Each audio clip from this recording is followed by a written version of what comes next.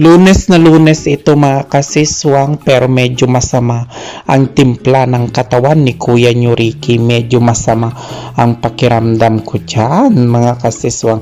Pero sabi ko nga yan, laban kong laban bilang isang OFW. Bawal kang manghina dahil ang puhunan mo ay ang katawan mo, kalakasan mo, ganon mga kasiswang. Kaya ihampas natin sa kaliwat kanang balakang natin yan. Kaya natin yan. Kung nanangarog ti Ilocano, bawal kang agkukutol. Bawal kang manghina pag isa kang OFW mga kasiswang. Kaya dali-dali akong nag-prepare at naghanda. Magluluto ako ng papaitan para masarap ang sabaw at mainit-init na maasim-asim mga kasiswang, para magising kaagad ang ating katawan. After ko malinisan at mapakuluan ang mga laman loob, naglagay na ako dyan ng used oil o yung pinagprituhan kong mantika, at una kong iginisa ang bawang. Maya-maya pag medyo tostado na yung bawang, inilagay ko na yung sibuyas. At pagka maluto na yung sibuyas, pag nag-translucent na siya, isinunod ko na yung mga malinis na laman loob. Oo mga kasiswang, nilinis ko ng mabuti ang mga laman loob para hindi mangamoy at matanggal yung masamang elemento. Naglagay na rin ako dyan ng dahon ng laurel, o ang tawag nila dito ay bay leaves. Maya-maya isinunod ko na rin yung luya na tinadtad ko. At maglalagay na tayo ng tubig para sa sabaw natin. Take note mga kasiswang, bago tayo maglagay ng sabaw, kailangan masangkot siya ng mabuti ang mga laman loob mga kasiswang. Bago ako pala naggisa dyan, nagpainit na ako ng tubig, nagpakulo na ako ng tubig sa aking heater para mas mabilis na kumulo. Maya-maya after ko malagyan ng tubig yung aking niluluto, lumabas ako at nagtapon ng basura mga kasiswang, kasi hindi na ako nakapagtapon kagabi ng basura ko kasi masama yung pakiramdam ko mga kasiswang.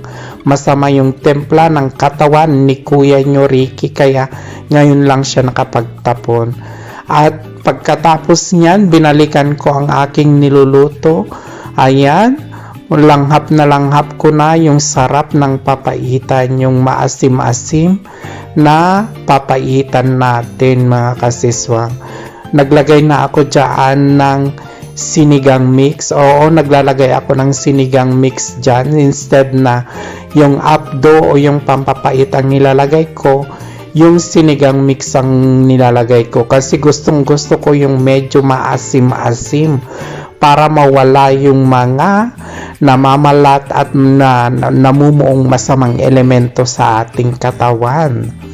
Naglagay din ako dyan ng magic sarap at saka asin para panimpla na rin natin. At huwag mong kalimutan tikman mga kasiswang yung niluluto mo para mai-adjust mo kung tama o kailangan pang lagyan ng patis ang niluluto mo mga kasiswang.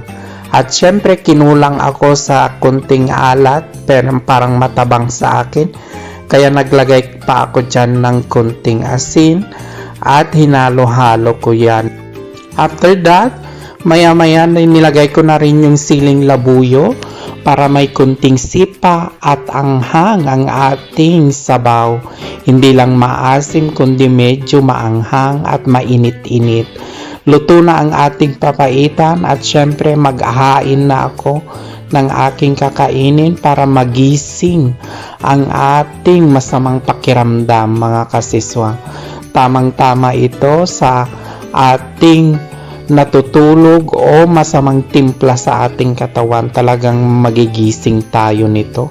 Naglagay pa ako dyan ng lemon at saka sili sa ating ulam mga kasiswang, para gising na gising talaga tayo. Ayan na yung ating ulam, papaitan na medyo maasim at maanghang. At syempre hindi mawawala yung kanin.